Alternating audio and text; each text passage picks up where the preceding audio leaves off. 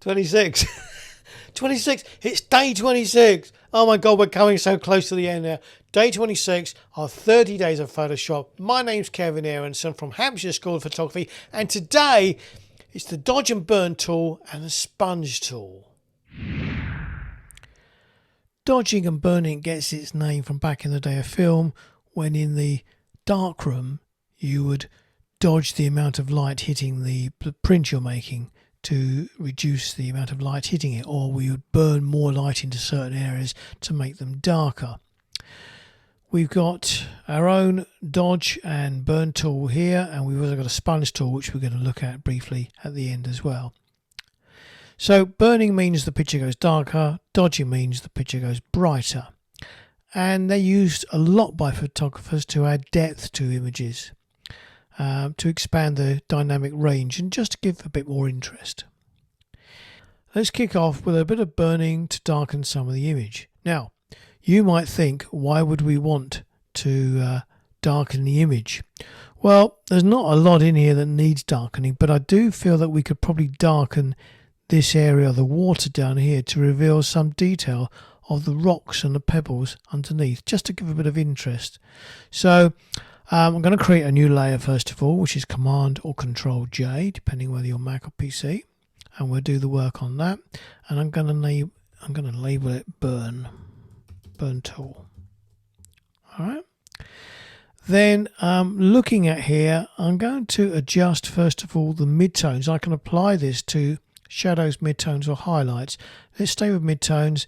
I'm going to keep my exposure quite low at 16%, so I can build it up slowly, bit by bit, if I want to. Make my brush a bit bigger, and let's see what happens if I just start brushing over here. So it's going darker, and you can now see more of the pebbles underneath. What happens, I wonder, if we change to shadows? Okay, it's coming through, yeah. Seeing a bit more of the pebbles. Oh yes, here we go. We're seeing a lot more now of the pebbles. And it doesn't matter if you slightly overcook it, because we've got the opacity slider on the layers to control the final look. So I would probably spend an awful lot more time getting this perfect, but for purposes of illustration, that's all I'm going to do.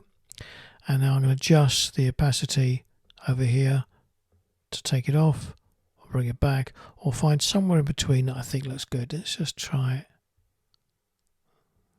there. Okay, 51%, that's cool. Now, in order for me to do the dodging, I need to create a new layer. And if we do that, let's create, well actually we need to create a layer of the work we've done, which is a combination of the work we've done so far already. I'm going to just click the top one and hit 4 buttons. We have done this before. On a Mac it's Option Shift Command E, and on a PC it's Alt Shift Control E. When you do that, watch what happens on the layers panel. Get a new layer, and that is a composite layer of everything underneath. So I can now work on this layer and produce my dodge work. I can brighten up some parts of the image and then adjust the opacity of that so that it combines with what's gone before it. So let's call this the dodge, or dodging. Can't spell dodging. There we go. So back over to left hand menu, and this time we grab the dodge tool. And midtones, yes. Exposure about 13% is good. Want to protect the tones. Not sure if we did it last time, but we should have done. Protect the tones to ensure that things like the colour quality doesn't diminish at all when we start brightening things up. Where are we going to use it? Well, the first thing I'm going to do is just kind of brighten up around the bottom of this island here. So let's just paint it on here. And we should see some effects straight away as it starts revealing stuff. And is anything actually happening? Dodge. Let's push up the exposure a bit. Let's go to 29%.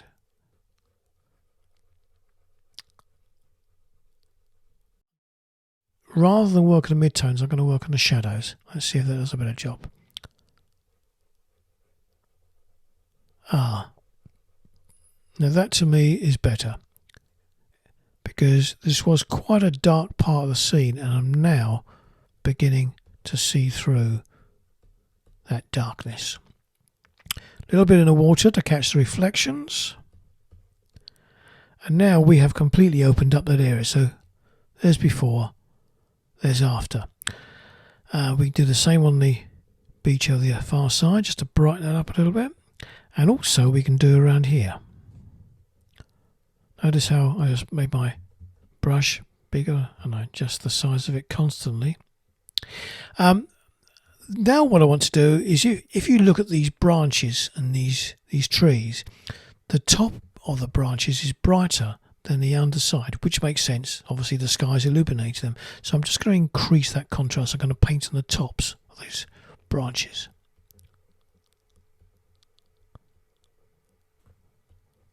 Hopefully the video is good enough that you can actually see what's going on. Just painting on the tops.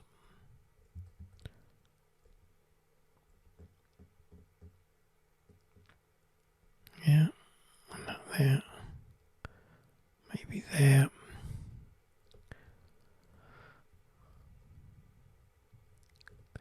You get the picture, you see what I'm doing? And then we'll do the same over on the left hand side. So we've got branches here. I'm just going to do the top parts of them. A bit smaller maybe. This will be a good one. There you go, just the top. And I'm going to just do a little bit of the heather and maybe that rock and this little area here. And the heather down here, just to again give some dimension to the shot, give a little bit of a punch, a bit of variety. Maybe the rock. Let's do the rock. I just want to do a rock. Let's brighten it up a little bit. Down here maybe. Okay, and maybe the sides down one side of the trees. Suggest the sun's catching it from one side, even though we can't see the sun. It's too nice to give a bit of texture to the bushes.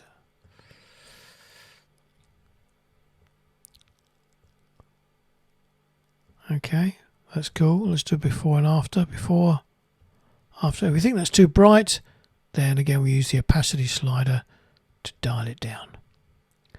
But I think we can go up quite a bit there. That's good.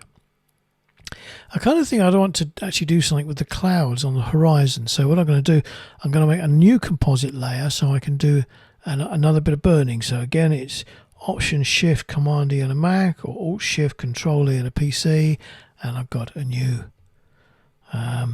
burn layer. So I'm going to call this Burn Layer 2, and go back to the burn tool, and I want to affect just the highlights in the sky, and I'm just going to have a go at burning that cloud. There's another kind of cloud there somewhere. Can I feel it? I'm going to take that off, can do an undo, and I'm going to take my exposure down a bit. That's better. Okay, still a bit too dark for me, so again I'm going to adjust the opacity to bring it down, so maybe to there. I'm going to do one more Option Shift Command E or Alt Shift Control E to produce one more composite layer. Composite. And that's so that I can now show before and after. So there's before, there's after. I'm going to create a copy of that composite layer, and now I'm going to do a little bit of sponge work. And the sponge tool really is there for adding a bit of additional saturation or desaturation. It's for adding colour or taking away colour. I'm going to keep my flow rate down a bit there, and I'm going to saturate some of these areas with additional colour. Adjusting my brush size.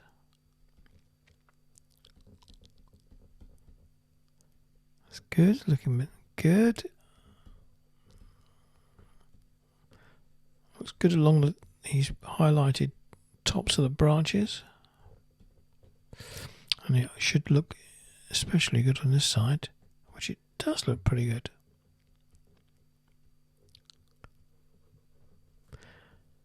Just like before, if I overcook it, it doesn't matter, because I can always use the opacity slider to bring everything back.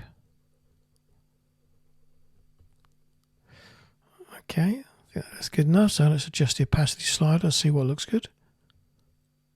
Taking it right off and bring it up to, that's off, that's on, that's probably fine, not sure, down a bit maybe, that's off, yeah, there.